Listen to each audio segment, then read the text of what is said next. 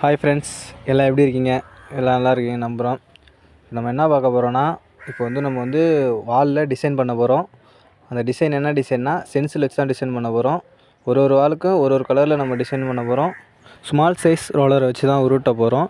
Small size roller எடுத்துக்கிட்டு white colour paint எடுத்துருக்கோம். அதை எடுத்துகிட்டு நல்லா ரோலரில் நல்லா டிப் பண்ணி எடுத்துகிட்டு நல்லா ட்ரேவில் நல்லா உருட்டிட்டு, அதாவது பெயிண்ட்டு அதிகமாக இல்லாமல் ஓரளவு கம்மியாக இருக்கிற மாதிரி எடுத்துகிட்டு நல்லா செவுத்துல உருட்டும்போது அந்த ஒழுகுன்னு சொல்லுவாங்க. அதாவது நம்ம நிறையா பெயிண்ட் எடுத்து உருட்டினோன்னா ஒழுகிடும்.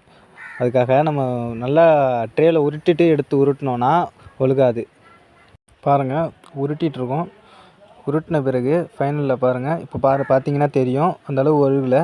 இதுவே பெயிண்ட் நிறையா எடுத்து உருட்டினீங்கன்னா ஒழுகும். உருட்டி முடிச்சதுக்கப்புறம் இதுமாரி பேக் சைடு திருப்பி வச்சு துணியால் நல்லா துடைச்சிடணும். துடைச்சா தான் செவுத்தில் ஒட்டாது.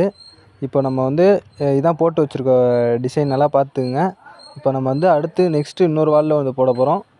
அது என்னென்னு நான் காட்டுறேன் உங்களுக்கு. இப்போ அடுத்த வாலுக்கு நம்ம இந்த பிங்க் கலரில் தான் போட போகிறோம். அதேமாரி நாங்கள் எடுத்து வச்சு எல்லாம் ரெடி பண்ணியாச்சு. திரும்பி இதில் 2 பூ டிசைன் போட போகிறோம், பார்த்துங்க. அதேமாரி நான் சொன்ன மாதிரி தான். நிறையா சரக்கு எடுத்து உருட்டாதீங்க, உருட்டினா வலிக்கிடும். அதெல்லாம் ஒழித்து முடிச்சுட்டு இதுதான் ஃபைனல் பார்த்துக்குங்க. மொத்தமாக நாங்கள் போட்டு வச்ச டிசைன் இது தான்.